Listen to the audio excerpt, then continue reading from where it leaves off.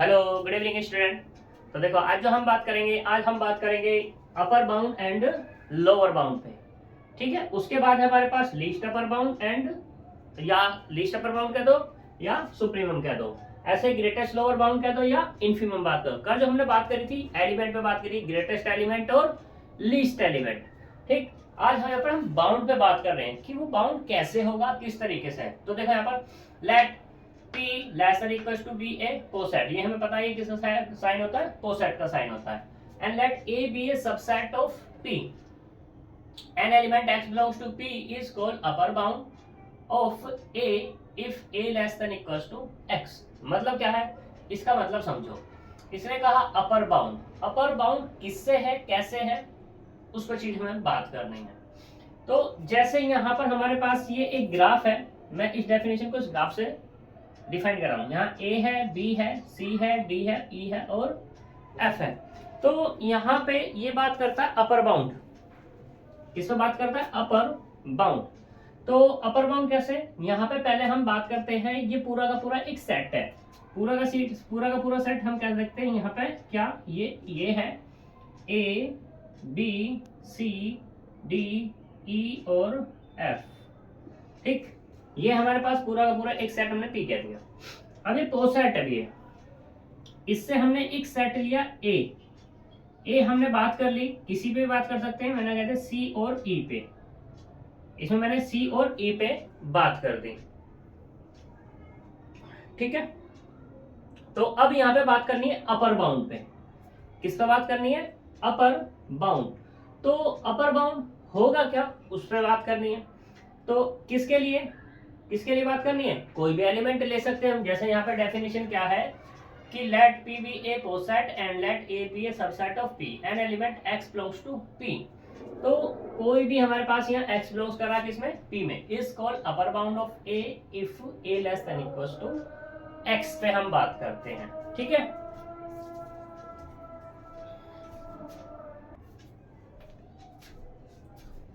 तो देखो यहाँ पे अब हम बात कर रहे हैं, पी ले लिया हमने, ए ले लिया, कोई दिक्कत वाली बात तो है नहीं।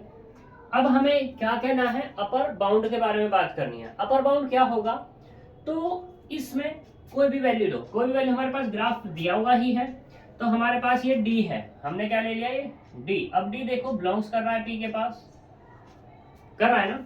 अब इन्हें सी और ई को देखो, सी और ई, सी भी बिलोंग्स कर रहा है किसमें, ए में, और ई भी बिलोंग्स कर रहा है किसमें, ए में। सही, तो यहां देखो ये जो सी है, सी बड़ा है किससे, सॉरी सी छोटा है किससे, डी से, या ऐसे तो डी बड़ा है किससे, सी से। लेस देन इक्वल्स टू का केस भी कह सकते हैं।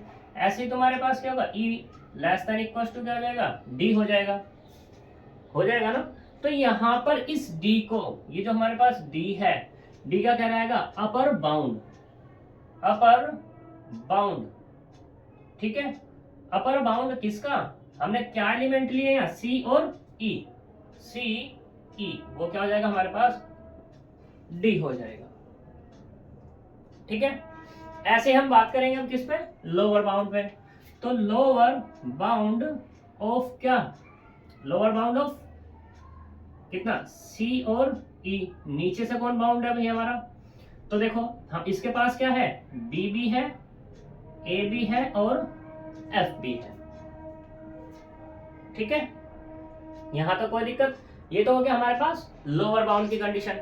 इसी में अब अगर मैं बात कर दूं किस पे, लीस्ट अपर बाउंड और ग्रेटेस्ट लोअर बाउंड, इसमें बात कर दूं किसी ग्रेटेस्ट लोअर बाउंड और लीस्ट अपर बाउंड। तो देखो जरा यहां पर, अब फिर से दोबारा हम डेफिनेशन पर लौटते हैं। डेफिनेशन क्या है हमारे पास कि let P less than be a coset and let A subset of P, an element x belongs to P is said to be least upper bound और supremum of किसका, A का।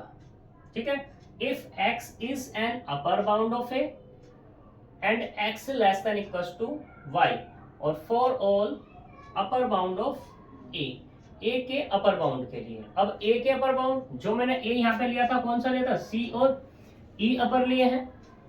ठीक है, अब C और E में भाई पहली कंडीशन ये तो हो ही रही है कि x less than equals to क्या, x किसके अंदर बिलोंग्स कर रहा है हमारे पास, x बिलोंग्स कर रहा है p के अंदर, ये तो होगी हमारे पास, ठीक है। इसे हमें बोलना है अपर bound of this A if x is an upper bound, x क्या होना चाहिए हमारे पास, अपर बाउंड होना चाहिए ऑफ a का, and x less than equals to y का केस भी होना चाहिए। भाई ये कंडीशन तो यहीं पे होल्ड हो रही थी हमारी, इसमें तो कोई दिक्कत ही नहीं, यानी कि पहली वाली डेफिनेशन तो हो गई। फिर दूसरा बात करते हैं कि x less than equals to y for all y belongs to किसमें, a में, वही केस आ रहा है यहाँ पर भी दोबारा निकल के। यहाँ पर बस इसमें क्या कह रहा था, for all upper bound of a, a के अपर बाउंड कौन कौन से हैं उसमें हमें बात करनी है। तो a तो मेरे पास ये है, अपर बाउंड क्या है इसके, a के, जो हमारे पास सेट ये था a, c और e की अगर मैं बात कर दूं, c और e में अपर बाउंड क्या है, इन दो में तो कोई भी अपर बाउंड नहीं है, ये तो दोनों के दोनों सेम प्लेसेस पर हैं, ठीक है। तो यानी कि इसका तो अपर बाउंड कोई होगा नहीं, तो इसका मतलब क्या हुआ, यहाँ पर x बिलोंग्स कर रहा है p के पास और x less than equals to y, इसकी भी कंडीशन डन कर रहा है, तो इसका मतलब क्या होगा, x इज क्या हो जाएगा हमारे पास, लीस्ट अपर बाउंड, ठीक है, least upper bound of a, या ऐसे कह सकते हैं सुप्रीमम, क्या, सुप्रीमम ऑफ CE बराबर कितना हो गया हमारे पास, D, वही तो है। क्लियर इतनी बात। ऐसे ही अब क्या बात कर रहे हैं, ग्रेटेस्ट लोअर बाउंड या इन्फीमम, इन्फीमम किसका, C और E का, जरा ध्यान से देखना अब यहाँ पर इन दोनों में इन्फीमम है क्या, A, B और F। अब डेफिनेशन पे आया, lower bound of A, lower bound of A, तो लोअर बाउंड है क्या इसमें, जरा कोई बता सकता है। तो देखो यहाँ पर A है, B है और F, ठीक, तो वो बाउंड होना चाहिए इन तीनों में से A, B, F में। अब इनके पास तो है हमारे पास लोअर बाउंड, वो क्या है हमारे पास, ये है B, यानी कि ये क्या आ जाएगा हमारे पास, B आ जाएगा, ठीक है। यहां तक कोई दिक्कत, तो ये हमारे पास क्या हो गए, ग्रेटेस्ट लोअर बाउंड भी हो गए, लीस्ट अपर बाउंड भी हो गए, सही, यानी कि सुप्रीमम और इन्फीमम दोनों ही हमारे फाइंड हो गए। अब जो बात चलेगी वेल ऑर्डर सेट पे बात चलेगी। वेल ऑर्डर सेट क्या है, a partially order set A less than equals to is set to be well order if every non empty set S has least element. Well order set में क्या है कि कोई भी हमारे पास ये हमारे पास हमने अभी क्या प्रूफ किया, ये था प्रूफ नहीं किया हमने, बट ये हमारे पास क्या है, ये पोज सेट है। इस पोज सेट के पास अगर लिस्ट एलिमेंट है तो ये हमारा क्या हो जाएगा, वेल ऑर्डर सेट हो जाएगा, वेल ऑर्डर्ड सेट। अब एक चीज और यहाँ पे ध्यान रखना तुम कि जो हमारे पास ये इन्फीमम आए हैं और सुप्रीमम निकल के आए ना, ये सेट के पास सिर्फ और सिर्फ यूनिक होते हैं, सिर्फ और सिर्फ क्या होंगे, यूनिक होंगे। यानी कि अगर मैं यहाँ बात करूँ सुप्रीमम, इसका क्या है, डी है, डी से अलग कोई और नहीं हो सकता। ऐसे इन्फीमम की बात करूँ तो इन्फीमम क्या है इसका, यहाँ पर बी है, इससे अलग कोई नहीं हो सकता। ये चीज ध्यान रखने वाली है, सही। और वेल ऑर्डर बात होगी, कंप्लीट ऑर्डर के बारे में बात कर देते हैं। ये डेफिनेशन में इसलिए नहीं करा क्योंकि छोटी छोटी सी इसी का कनेक्ट है। फिर है हमारे पास a linear ordered less than equals to on a set X is called complete if every non-empty subset of x which is bounded above has a supremum in x। पहले वाले में वेल ऑर्डर सेट में क्या बात हो रही थी, वहां पर उसके पास क्या होना चाहिए था, लिस्ट एलिमेंट होना चाहिए थे। अब इसके पास क्या है, सुप्रीमम की बात हो रही है कि इसके पास सुप्रीमम होना चाहिए ही चाहिए। मतलब कहने का क्या है कि जिस तरीके से हमने यहाँ पे ए सेट लिया था, ये कोई एक्स सेट ले रहा है, तो उसके पास सुप्रीमम होना ही होना चाहिए। ये अगर रखता है तो वो क्या हो जाएगा, हमारे पास कंप्लीट ऑर्डर हो जाएगा। फिर यहाँ पे ड्यूल ऑफ ए पोसेट की बात हो गई थी। ड्यूल ऑफ ए पोसेट का let R be relation on X then converse R denoted by this is relation on X defined by is this. यानी कि कहने का मतलब ये है, अब इसे तो मैं रफी कर दूं कि ड्यूल है क्या,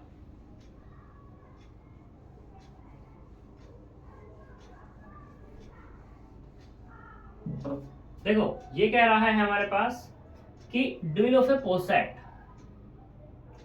ड्यूल ऑफ ए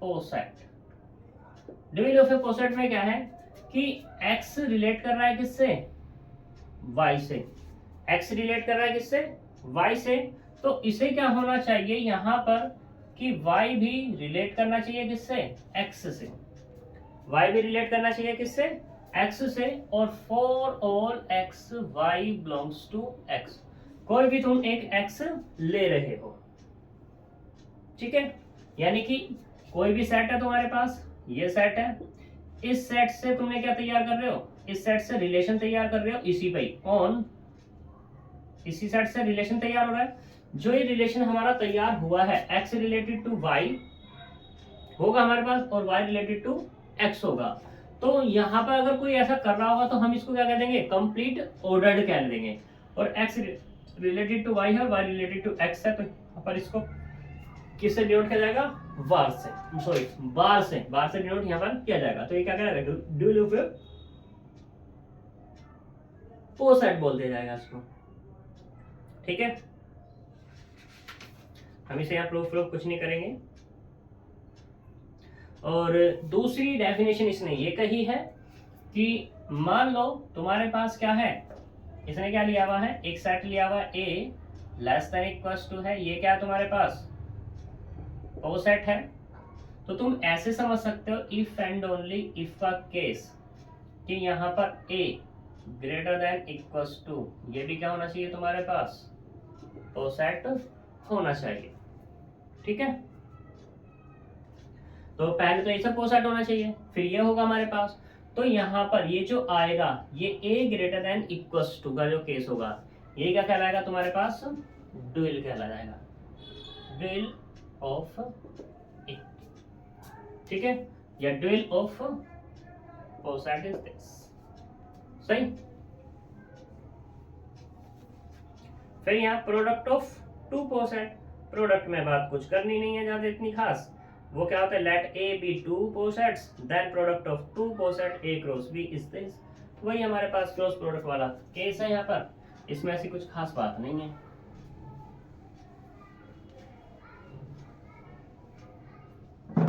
तो देख लो वैसे तो प्रोडक्ट ऑफ टू पोसेट्स, जैसे हमारी सेट की प्रोडक्ट होती है कि एक हमारे पास है ये पोसेट है, एक हमारे पास ये पोसेट है, तो हमें क्या निकालना है, ए क्रॉस बी निकालना है, तो ए क्रॉस बी क्या होगा, ए बी होगा, जहां पर ए बिलोंग्स टू ए होगा, बी बिलोंग्स टू बी होगा, तो ये हमारी क्या हो जाएगी, प्रोडक्ट हो जाएगी, इतना कुछ खास नहीं है, ठीक है। और इनमें बस एक ही कंडीशन होगी कि यहाँ पे अगर तुम मान लो ये आ गया तुम्हारे पास a1 और ये b1, a1 b1 less than equals to a2 और ये b2, तो then a1 less than equals to a2, b1 less than equals to b2, ठीक, तो यहाँ पर ये क्या हो जाएगी, प्रोडक्ट हो जाएगी इसमें। फिर ये आइसोमॉर्फिज्म की बात है, आइसोमॉर्फिज्म को हम देखेंगे कल, ठीक। तो यहाँ पर ये हमारा अब जो डेफिनेशंस थी छोटी छोटी सी ये खत्म हो जाएंगी, ठीक है। तो इस पे हम बात कल ही करेंगे, और कल ही हमारा लेटिस भी स्टार्ट हो जाएगा कि ये लेटिस है क्या, ठीक है। तो हम मिलेंगे कल नेक्स्ट वीडियो में, बाय बाय।